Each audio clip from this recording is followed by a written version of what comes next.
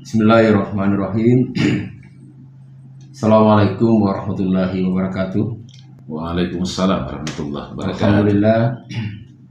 Alhamdulillahirabbil alamin. Wassalatu wassalamu ala asyrafil anbiya'i wal mursalin Sayyidina Muhammadin wa ala alihi wa sahbihi ajma'in. Faqad qala Allah Ta'ala fil Qur'anil Karim, a'udzu billahi minasyaitonir rajim. Bismillahirrahmanirrahim. Ya ayyuhallazina amanu kutiba alaikumusiyam kama kutiba alal ladzina min qablikum la'allakum tattaqun. Jumirsa dan pemirsa yang berbahagia, mengawali bincang-bincang kita ini, obrolan bahas amalan takwa. Saya kira istilah obat ini Pak, saya bisa katakan sangat diharapkan bagi kita umat Islam.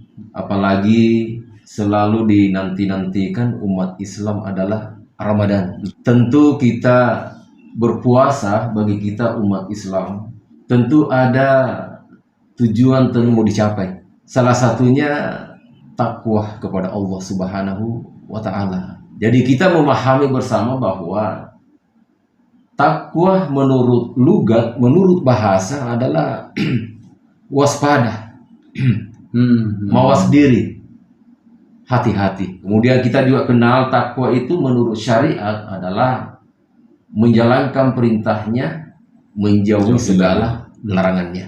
Jumirsa pemirsa yang kami hormati, Allah berfirman, wa jannatu ardhus samawati wal ardu uiddat lil muttaqin allazina yunfiquna fis sarra'i wad dharra'i wal qadimina al ghaitha wal afina 'anil nas wallahu yuhibbul muhsinin.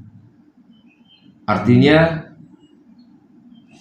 surga yang lebarnya sama dengan langit dan bumi itu ternyata dipersiapkan adalah orang-orang yang bertakwa kepada Allah Subhanahu wa Ta'ala. Siapa orang bertakwa kepada Allah Subhanahu wa Ta'ala? Yang pertama, membelanjakan hartanya di waktu lapang maupun sempit. Jadi itu pada hakikatnya Pak, harta itu merupakan titipan dari Allah Subhanahu wa Ta'ala untuk dimanfaatkan dalam kehidupan kita di dunia ini. Akan tetapi ada kewajiban. Ya kewajiban ya kita mengeluarkan zakatnya. Kita memiliki harta, bagaimana caranya harta ini adalah dibersihkan. Nah, salah satu pembersihannya adalah yaitu dikeluarkan zakatnya harta benda kita. Terkait masalah takwa tadi, sebetulnya memang praktek ini sebetulnya baru mungkin insya Allah semoga pemirsa juga dan kita semua ini lebih terang lagi bahwa ternyata salah satu bahagian daripada takwa itu adalah rajin, berusaha.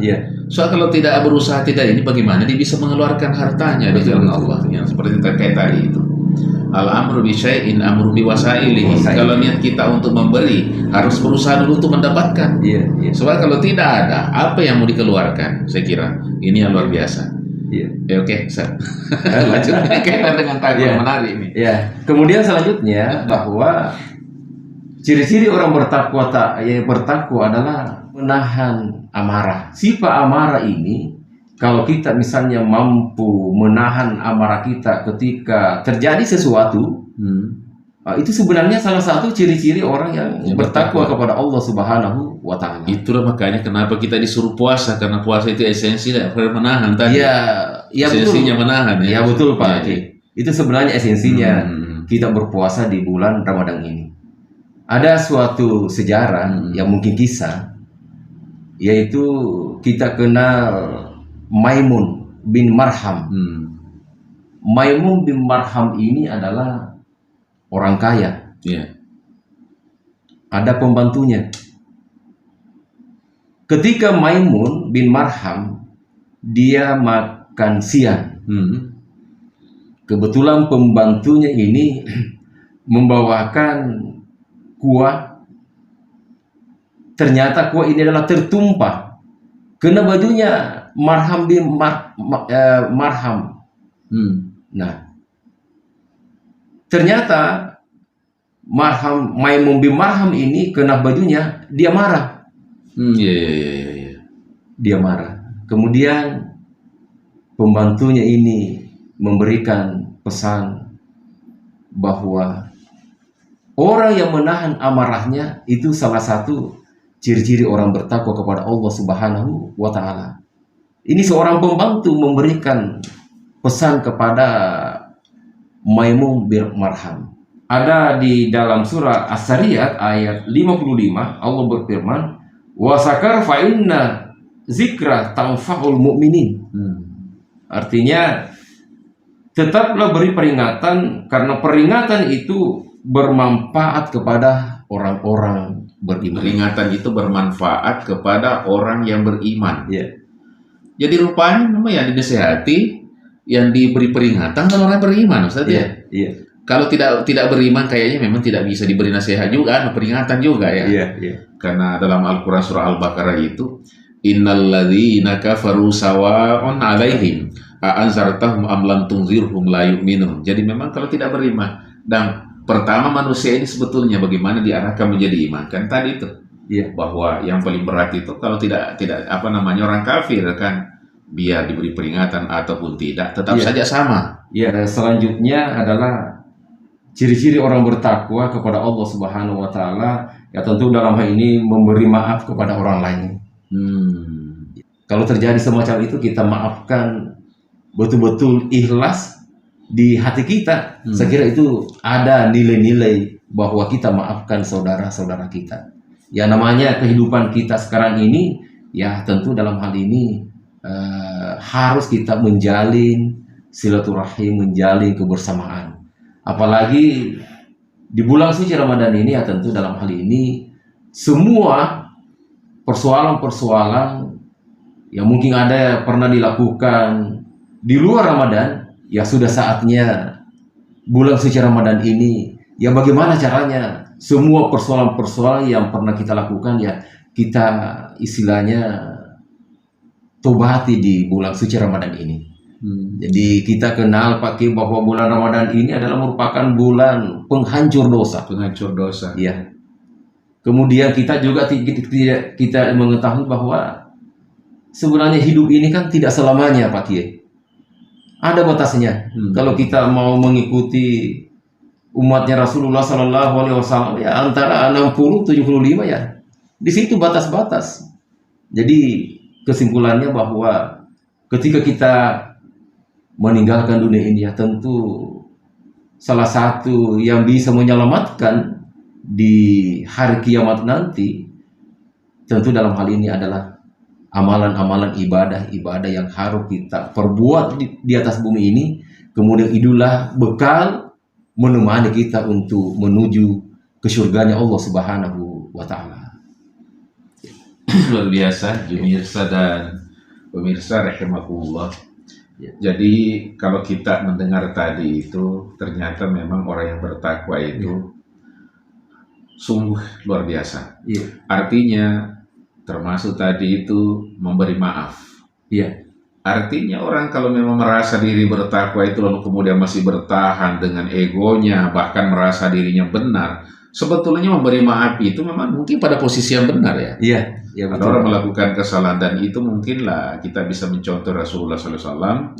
Bahwa beliau itu dalam keadaan apapun, beliau ini memang pemaaf. Itu yang luar biasanya itu.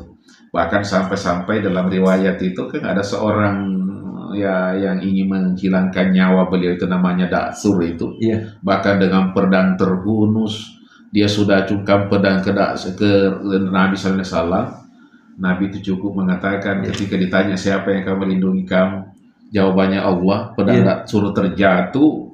Lalu pada waktu itu kan kalau Rasulullah mau menggunakan balik membalas dengan yang serupa, bisa saja beliau lakukan, tapi ternyata beliau maafkan.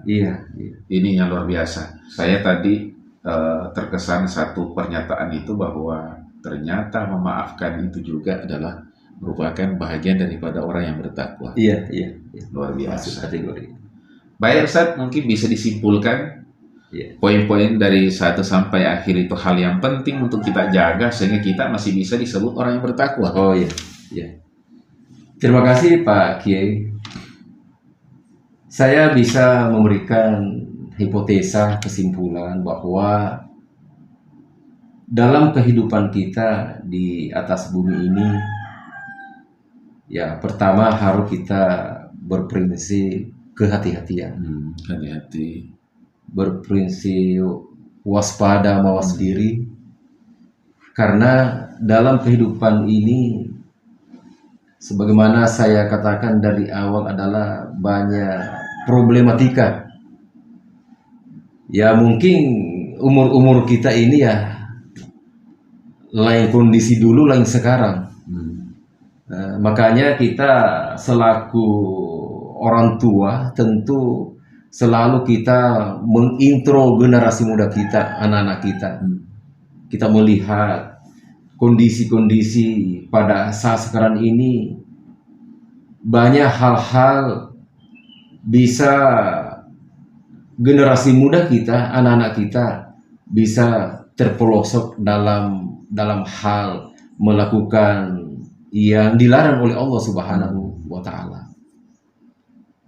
Kemudian harapan kami juga bahwa dengan adanya bulan suci Ramadan ini, kita akan memfokuskan diri kita, meluangkan waktu kita untuk banyak beramal, banyak beribadah. Nah, ibadah itu bukan cuma sholat, bukan cuma puasa. Ya tentu ibadah itu tentu harus kita misalnya membantu saudara-saudara kita. Ada yang lemah, kita memberikan yang terbaik. Ya mungkin itu salah satu manfaatnya bulan suci Ramadan ini. Pada akhirnya kita beridul fitri, kembali kepada kesucian. Karena kenapa? Karena selama bulan suci Ramadan ini betul-betul kita akan memanfaatkan waktu untuk memberikan yang terbaik. Tahun ini saya perlu himbau kepada masyarakat bahwa ada program Gusman, Menteri Agama, adalah Festival Ramadan. Festival Ramadan ya. Festival Ramadan ini yaitu kita dihimbau untuk memberikan paket ke kaum duafa. Diberikan jatah per kabupaten itu, Kemenak kabupaten kota 500 paket. Alhamdulillah hari ini tanggal 22 Maret 2024 serentak, yaitu diberikan kepada kaum-kaum duafa kita di Indonesia ini, termasuk di Sulawesi Tenggara ini, khususnya di Kabupaten Kolaka Utara ini Pak Kiai. Hari ini insya Allah sesudah Jumatan insya Allah kita akan menyerahkan, mendistribusikan paket ke setiap kecamatan yang ada di Kabupaten Kolaka Utara ini. Ya bahkan sebentar sore secara Zoom dengan Menteri Agama Republik Indonesia, insya Allah kita serahkan juga di kabupaten, yaitu paket untuk kaum-kaum duafa kita. Ini kan salah satu bentuk kepedulian sosial Menteri Agama ke masyarakat Islam yang ada di Sulawesi Tenggara ini. Ini juga kita selalu diperingatkan kepada Bapak Kepala Kantor Wilayah Kementerian Agama Provinsi Sulawesi Tenggara, Haji Muhammad Saleh, SAG, MPD. Selalu kita didorong, selalu kita diingatkan, yaitu himbauan dari Menteri Agama Republik Indonesia. Ini kan ada hubungannya dengan obrolan, bahas mengenai amalan takwa. Kemudian terakhir Pak Kiai, saya himbau kepada masyarakat, khususnya Kabupaten Kolaka Utara ini, ya marilah kita bersatu padu. Jangan kita bercerai. Siapa kira-kira yang bisa membangun daerah kita kalau bukan kita, masyarakat yang ada di lingkungan daerah kita ini? Saya kira demikian Pak Kiai. Jumirsa dan pemirsa rahimakumullah, ini luar biasa bincang-bincang kita dengan Bapak Kepala Kantor Kementerian Agama Kabupaten Kolaka Utara, Bapak Ustadz Alimuddin SAG MH. Ya. Ini beliau ini saya kira ya alhamdulillah lengkap lah bicara tentang masalah agama. Beliau adalah SAG, bicara tentang masalah hukum, juga beliau SH, jadi artinya bisalah kedua-duanya ini. Memang kita berharap ada hal-hal yang disampaikan yang kemudian merupakan kedua sisi itu, sisi kehidupan jangka pendek dan jangka panjang. Memang kita berharap senantiasa ada arahan-arahan dari beliau sebagai Kepala Kantor Kementerian Agama. Saya kira demikian jumpa kita kali ini. Wabillahi taufiq wal hidayah. Wassalamualaikum warahmatullahi wabarakatuh. Ya, terima kasih Pak Kiai. Wabillahi taufiq wassaada. Wallahul muwaffiq ila aqwamit thoriq. Wassalamualaikum warahmatullahi wabarakatuh. Alhamdulillah.